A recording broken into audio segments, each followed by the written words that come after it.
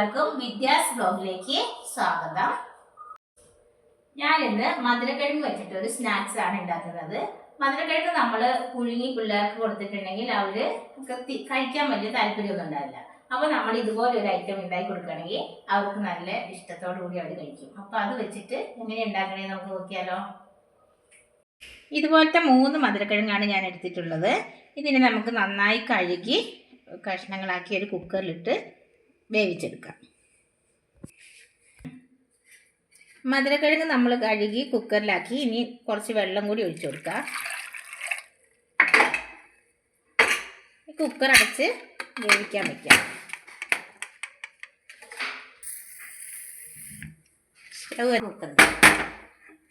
ഇത് വെന്ത് വരുമ്പോഴത്തേക്കും നമുക്ക് ഇതിനാവശ്യമായ ഇൻഗ്രീഡിയൻസ് റെഡിയാക്കാം. 2 വിസിൽ വന്ന് എൻ്റെ ആവിയൊക്കെ പോയിരിക്കുകയാണ്. നമുക്കിതിനി തുറന്ന് നോക്കാം. നന്നായിട്ട് വെന്ത് ഇട്ടുണ്ട്. നമുക്ക് തണുക്കാൻ വയ്ക്കാം. തണുത്തിട്ട് അതിൻ്റെ തൊലി പൊളിച്ചളയണം. മധുരക്കിഴങ്ങ് പുഴുങ്ങി തൊലി കളഞ്ഞ് ഉടച്ച് വെച്ചിട്ടുണ്ട്.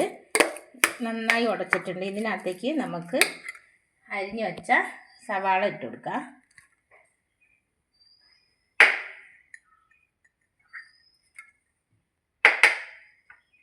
പച്ചമുളക്, കറിവേപ്പില, മല്ലിയില, ഇഞ്ചി,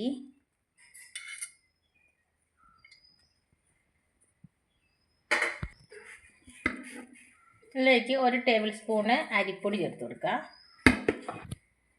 2 ടേബിൾ സ്പൂണ് മൈദ ചേർക്കുന്നുണ്ട്. ലേശം ഉപ്പ് ഒഴിക്കുന്നുണ്ട്. എല്ലാം കൂടി നന്നായിട്ട് ഇളക്കി യോജിപ്പിച്ചെടുക്കാം.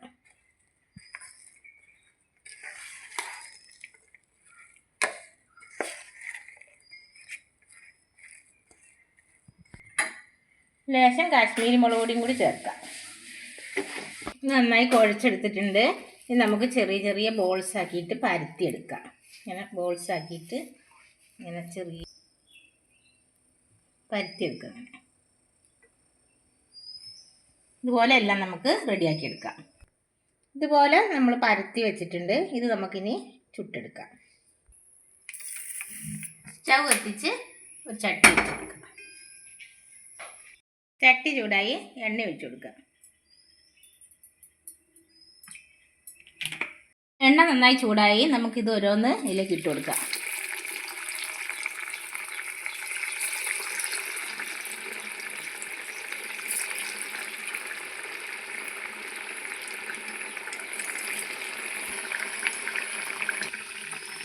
നമുക്കിത് തിരിച്ചിട്ട് കൊടുക്കാം.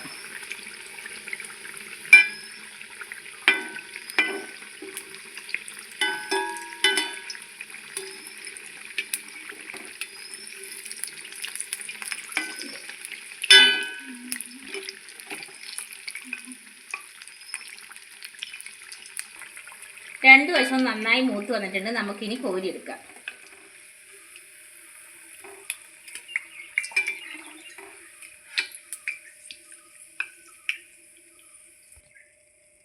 ഇതുപോലെ നമുക്കെല്ലാം ചുട്ടെടുക്കാം.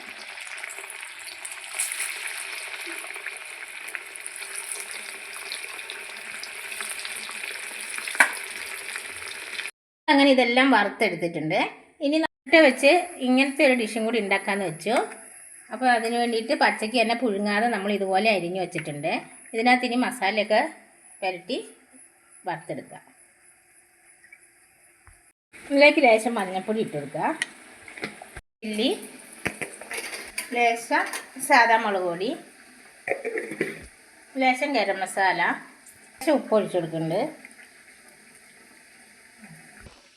മസാല എല്ലാം പുരട്ടി 10 മിനിറ്റ് ഇതിനകത്തേക്ക് വറുത്തെടുക്കാം. ഈ എണ്ണയിലേക്ക് ഇട്ട് കൊടുക്കാം.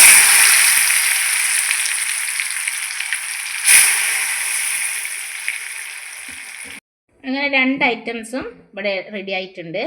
കുട്ടികളൊക്കെ സ്കൂൾ കൂട്ടി വീട്ടിലിരിക്കുകയല്ലേ, അപ്പോൾ അവർ കളിച്ച് ക്ഷീണിച്ച് വൈകുന്നേരം വരുമ്പോൾ ഇതുപോലെ ഒന്ന് ഉണ്ടാക്കി കൊടുത്തു നോക്ക്. എൻ്റെ വീഡിയോ ഇഷ്ടപ്പെട്ടെങ്കിൽ എല്ലാവരും എന്നെ സപ്പോർട്ട് ചെയ്യണം. അടുത്തൊരു വീഡിയോ ആയിട്ട് വീണ്ടും വരുന്നതായിരിക്കും.